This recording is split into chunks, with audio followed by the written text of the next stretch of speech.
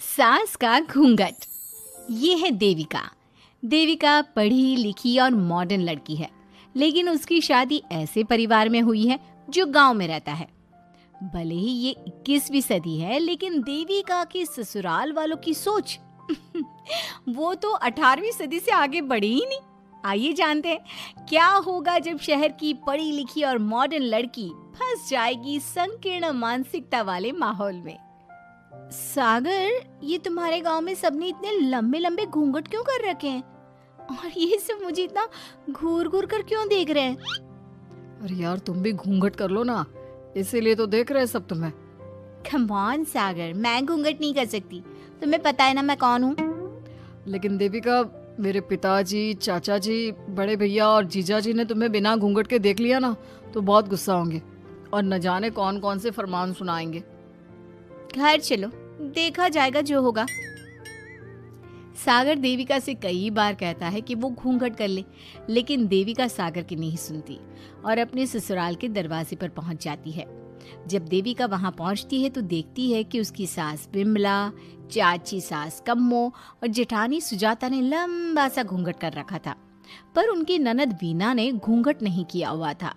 लेकिन हाँ, उसने सर पर सलीकी के साथ दुपट्टा जरूर ओढ़ा हुआ था। सागर अपनी पत्नी को सबसे मिलवा रहा होता है, तभी सागर के पिता जोगिंदर बोलते हैं, सागर, तूने बहू को इस घर के तौर तरीके नहीं समझा। हमारे घर की औरतें बिना घूंघट के किसी पर आए मर्द के सामने नहीं आती और तू इसे ऐसे ही ले आया। पिताजी, मैं समझा दूंगा। वो नई नई शहर से आई है ना, इसलिए उसे पता नहीं है।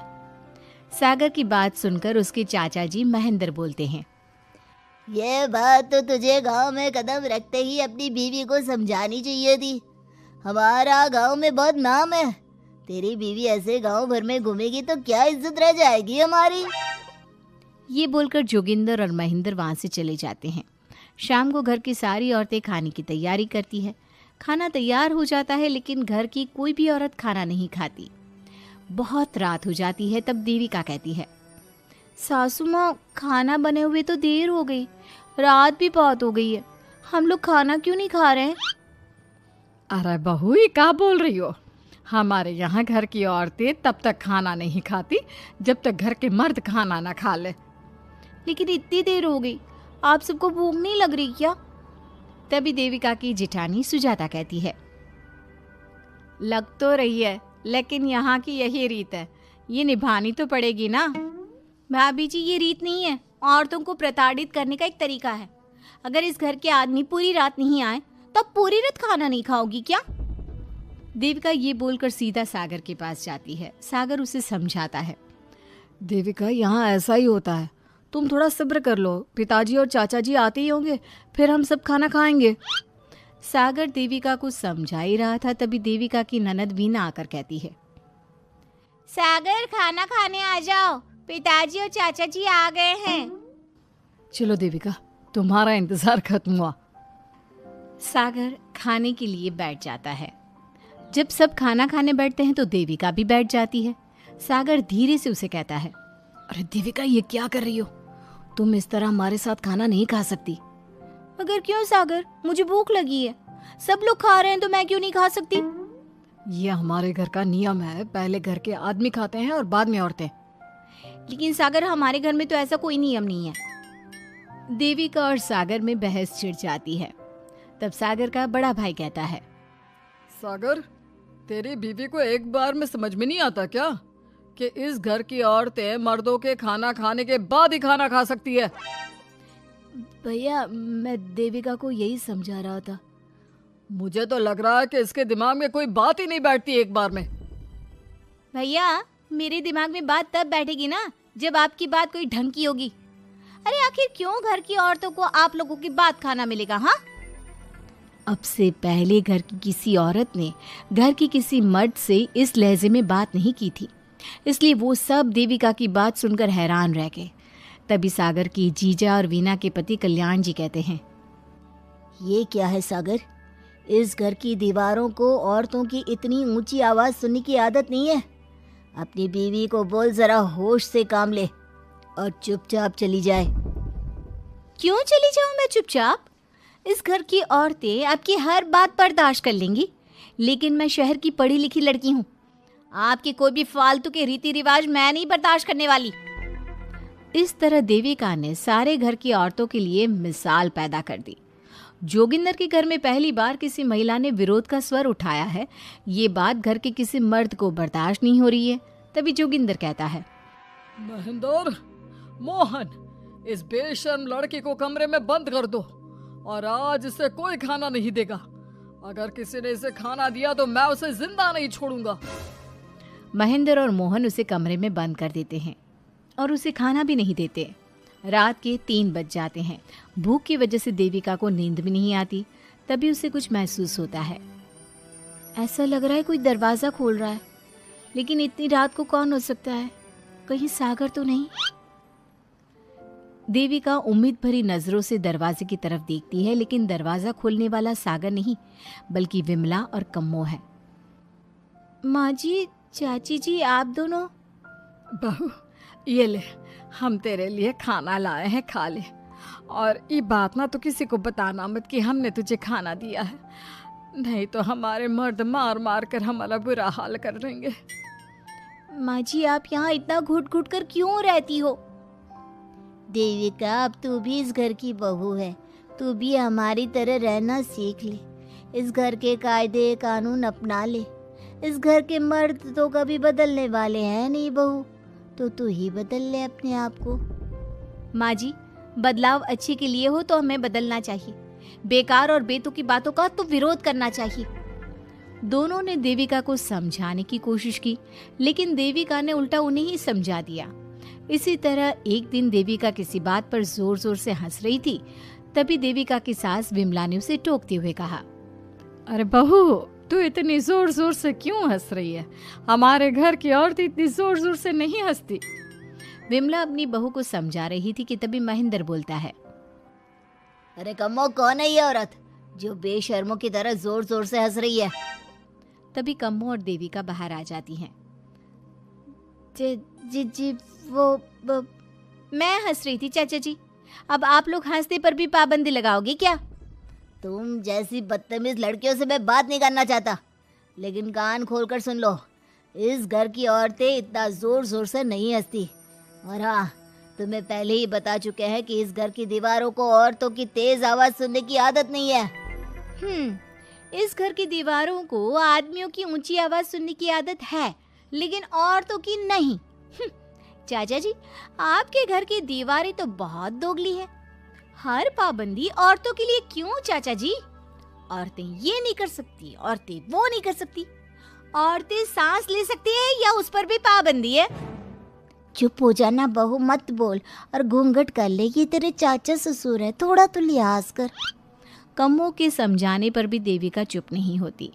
वो महेंद्र से ऐसे ऐसे सवाल पूछती है जिनका जवाब उसके पास होता ही नहीं।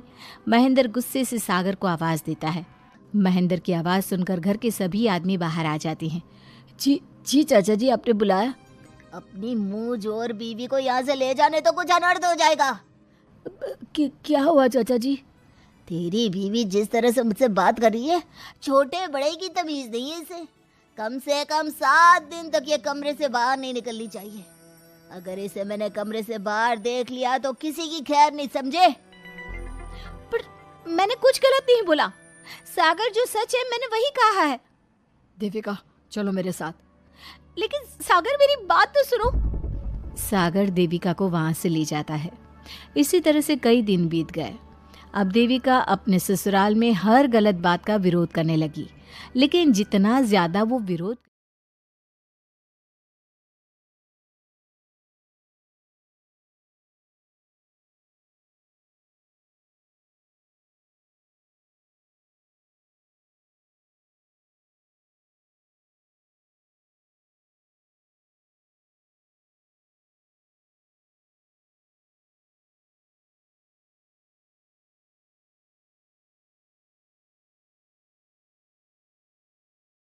देविका अपने ससुराल में हर गलत बात का विरोध करती, तो उसकी वजह से देविका पर उसके ससुराल वाले बहुत अत्याचार करने लगे। एक दिन देविका ने सचिन से कहा, सचिन, मैं तुम्हारे घर में नहीं रह सकती। तुम मुझे आज ही मेरे घर शहर भेज दो, मैं अपने मम्मी पापा के पास रहूंगी। क्यों देविका, तुम शहर क्यों जाना चाहती हो? यहाँ तुम्हें किस बात की परेशानी है? किस बात की परेशानी नहीं है सचिन, तुम्हारे घर के आदमी औरतों के साथ जानवरों जैसा व्यवहार करते हैं। मैं ऐसे माहौल में नहीं रह सकती। देखो देविका, तुम्हें यहीं रहना होगा। तुम्हारी शादी मुझसे हो गई है, अब मैं तुम्हारा पति हूँ और यही तुम्हारा घर है। अच्छा, तो तुम्हें याद है कि मैं तुम्हारी पत्नी हूँ? जब तुम्हारे पिताजी और चाचा जी मुझे एक एक हफ्ते के लिए कमरे में बंद कर देते हैं, तब तुम्हें क्यों याद नहीं आता कि जो औरत कमरे में बंद है वो तुम्हारी पत्नी है? जब तुम्हारे जीजाजी और भाई मुझसे बदतमीजी से बात करते हैं, मुझे खाने के लिए कुछ नहीं देते, तब भी तुम्हें याद नहीं आता कि मैं तुम्हारी पत्नी हूँ? देखो देविका, तुम बेकार की बातें मत करो। तुम यहाँ ढंग से रहोगी, सबकी बात मानोगी, तो कोई तुम्हें कुछ नहीं कहेगा। इस तरह जानवर की तरह रहना, ढंग से रहना है तो सॉरी सचिन, मैं नहीं रह सकती। मैं आज ही अपने घर जाऊंगी। ये बोलकर देविका अपना सामान पैक कर लेती है और घर से जाने लगती है। सचिन भी उसके पीछे पीछे चलता है और उसे समझाने की कोशिश करता है। जब ये सब जोगिंदर ने देखा तो बोल पड़ा, बहू, यह सब क्या हो रहा है? कहाँ जा रही हो? सचिन, बताओ अपने पिताजी को कि कहाँ जा रही हूँ मैं। तुम्हें शर्म नहीं आती अपने पति का नाम लेते हुए? मैं अपने पति का नाम ले रही हूँ, इसमें आपको क्या परेशानी है? आपका नाम तो नहीं ले रही हूँ ना? देविका, ये किस तरह से बात कर रही हो तुम पिताजी से? जिस तरह से करनी चाहिए उस तरह से कर रही हूँ बात। इससे अच्छी तरह से मैं तुम्हारे घर के किसी भी आदमी से बात नहीं कर सकती। तीनों की बात सुनकर घर के बाकी लोग भी वहां आ जाते हैं। तभी जोगिंदर कहता है, हमारे घर की औरतें अपने मर्दों का नाम नहीं लेती। तुम्हारे शहर में होता होगा, लेकिन हमारे यहाँ पर ऐसा कुछ नहीं होता। बहू, सचिन तुम्हारा पति है, तुम उसका नाम मत लिया करो। तुम अपने पति का नाम लेने की जगह ए जी, ओ जी, सुनो जी कहा करो। पति ना परमेश्वर होता है। तो परमेश्वर का तो हम नाम लेते हैं। क्यों माँ जी, क्या आप अपने इष्ट देव का नाम नहीं लेती? माँ जी, ये सब इन पुरुषों के बनाए तौर तरीके हैं, औरतों को दबाने के लिए। ये बेशर्म लड़की ऐसा नहीं सुधरेगी। ये हमारे घर की औरतों को भड़का रही है। सचिन, तुम इसे चुप कराओगे या फिर मैं करूं? नहीं नहीं पिताजी, मैं अभी समझा देता हूँ। चलो देविका अंदर, और कितना तमाशा बनाओगी मेरा। सचिन, मैं अंदर नहीं बाहर जाऊंगी। अब मैं यहाँ नहीं रह सकती। देविका की बात सुनकर महेंद्र कहता है, भाई साहब, ये लड़की इस घर से और गांव से बाहर ना जानी चाहिए, नहीं तो हमारे घर और गांव की औरतें भी ऐसी ही हरकतें करेंगी। वो भी मर्दों के खिलाफ बगावत करेंगी। और मैं भी देखती हूँ कि मुझे घर से बाहर जाने से कौन रोकता है। बहू, इनसे बहस करने का कोई फायदा नहीं, तुम अंदर चलो। इस गांव के मर्दों के अंदर बहुत अहंकार भरा हुआ है। देविका किसी की बात नहीं सुनती और अपना सामान उठाकर घर से बाहर जाने लगती है। तभी वहां मोहन और कल्याण आते हैं। कल्याण देविका के हाथ में से उसका सूटकेस छीन लेता है और मोहन देविका को जोरदार थप्पड़ मारता है। देविका का सर दीवार में लगता है और वो बेहोश हो जाती है। देविका, देविका तुम ठीक तो हो? भैया, आपकी हिम्मत कैसे हुई मेरी पत्नी पर हाथ उठाने की? सचिन, तुम जल्दी से देविका भाभी को अंदर कमरे में ले जाओ, मैं अभी वैद्य जी को लेकर आती हूँ। वीना जल्दी से वैद्य जी को लेकर आती है। वैद्य जी थोड़ी देर तक देविका की जांच करते हैं और कहते हैं, मुबारक हो आप सबको, आपकी बहू माँ बनने वाली है। अभी तो मैं आपको दवाई दे देता हूँ, लेकिन आगे इनके इलाज के लिए आपको दाई अम्मा को बुलाना होगा। ये बात सुनकर घर के सभी लोग खुश होते हैं।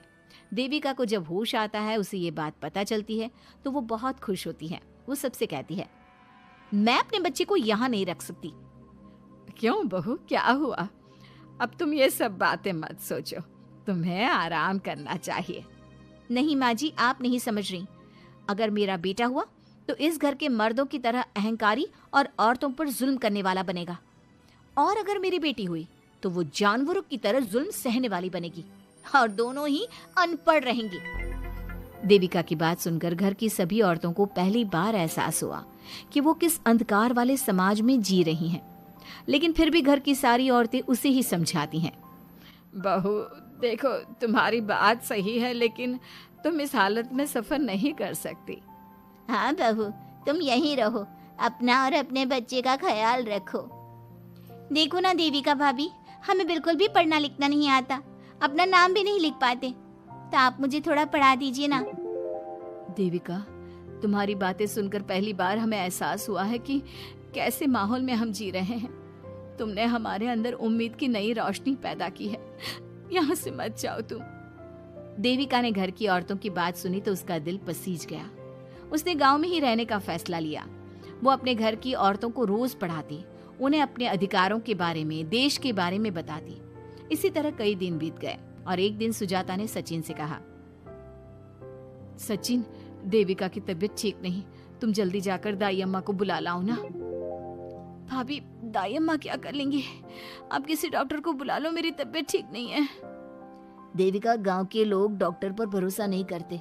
दाई अम्मा बरसों से ये काम कर रही है, वो तुम्हें ठीक कर देगी। सचिन, तुम्हारे घर वाले अनपढ़ हैं, तुम तो पढ़े लिखे हो ना, देख नहीं रहे मेरी हालत क्या हो रही है। तभी तो बोल रहा हूँ, समय बर्बाद मत करो, मैं अभी आता हूँ। सचिन दाई अम्मा को बुलाकर ले आता है। दाई अम्मा घरेलू नुस्खों से देविका का इलाज तो कर देती है। कुछ समय के लिए उसकी हालत भी स्थिर हो जाती है, लेकिन वो पूरी तरह से ठीक नहीं होती। फिर देविका सचिन से कहती है, सचिन, मुझे समझ में नहीं आ रहा तुम मुझे डॉक्टर के पास क्यों नहीं ले जा रहे। मैं माँ बनने वाली हूँ और मुझे ये भी नहीं पता कि मेरा हेमोग्लोबिन कितना है। दाई अम्मा कर रही है ना तुम्हारा इलाज। लेकिन दाई अम्मा को कुछ समझ में नहीं आ रहा कि मेरे साथ क्या हो रहा है। अगर देखो तुम मुझे नहीं लेकर गए ना तो मैं खुद ही चली जाऊंगी। अगले दिन देविका की तबीयत दोबारा बिगड़ जाती है और दाई अम्मा के किसी भी नुस्खे से वो ठीक नहीं हो रही थी। देविका ने सारी हिम्मत जुटाई और वो अकेली ही डॉक्टर के पास जाने लगी। उसे देखकर मोहन कहता है, बहू, इस हालत में कहाँ जा रही हो? आप लोगों के भरोसे रही ना तो आप लोग मुझे मार ही डालोगे। डॉक्टर के पास जा रही हूँ मैं। बहू, तेरा दिमाग तो ठिकाने पर है। हमारे घर की औरतें मर्दों से इलाज नहीं कराती। हे भगवान, इन जाहिल लोगों को मैं कैसे समझाऊं? डॉक्टर औरतें भी होती हैं। बहू, तो हमें पागल मत बना, हमने तो कभी कोई महिला डॉक्टर नहीं देखी। तू झूठ बोलकर निकलना चाहती है ना? इस गांव की सरहद से आप लोग कभी बाहर नहीं गए ना, इसलिए आप लोगों को नहीं पता कि महिलाएं डॉक्टर के अलावा क्या क्या है। ए लड़की, तुझसे तमीज से बात कर रहे हैं तो तू ज्यादा हवा में मत उड़। बोला ना एक बार, चल अंदर जा। चाचा जी, मैं अंदर नहीं जाऊंगी, डॉक्टर के पास जाऊंगी। मेरा इलाज सिर्फ डॉक्टर ही कर सकता है। ये बोलकर देविका घर से निकल रही थी कि तभी जोगिंदर ने उसे कमरे में ले जाकर बेड पर जोर से धक्का दे दिया, जिसकी वजह से देविका के पेट में चोट लग गई और वो दर्द की वजह से जोर जोर से चिल्लाने लगी। ये देखकर घर की सारी औरतें देविका को संभालने लगी। देविका, हिम्मत रखो, सब ठीक हो जाएगा। देविका भाभी, आप ठीक हो ना? माँ, कुछ करिए ना, भाभी की तबीयत बहुत खराब हो रही है। लेकिन मैं क्या कर सकती हूँ? भाभी, कुछ तो करो, कहीं बहू को कुछ हो ना जाए। उधर जोगिंदर मेन गेट पर बड़ा सा ताला लगा देता है और कहता है, आज के बाद इस घर से कोई भी औरत बाहर नहीं निकलेगी। देविका का बच्चा भी इसी घर में होगा, ये जिंदा रहे या मर जाए। जोगिंदर की बात सुनकर सभी औरतें बाहर आती हैं। जब विमला को इस बात का एहसास हो जाता है कि जोगिंदर देविका को डॉक्टर के पास किसी कीमत पर नहीं जाने देगा, तब विमला पहली बार अपना घूंघट उठाकर तेज आवाज में कहती है, मैं भी देखती हूँ देविका को डॉक्टर के पास जाने से कौन रोकता है। आज देविका डॉक्टर के पास जाकर रहेगी। देविका की सास का घूंघट आखिरकार उतर ही गया। घर के आदमियों ने पहली बार विमला का ये रूप देखा था और उसकी तेज आवाज पहली बार सुनी थी। क्या विमला अपनी बहू की जान बचा पाएगी या जोगिंदर अपनी पत्नी की आवाज भी दबा देगा? ये जानने के लिए हमारे अगले एपिसोड का इंतजार कीजिए और हमें कमेंट में ये भी बताइए कि घर की औरतों को आगे क्या कदम उठाना चाहिए।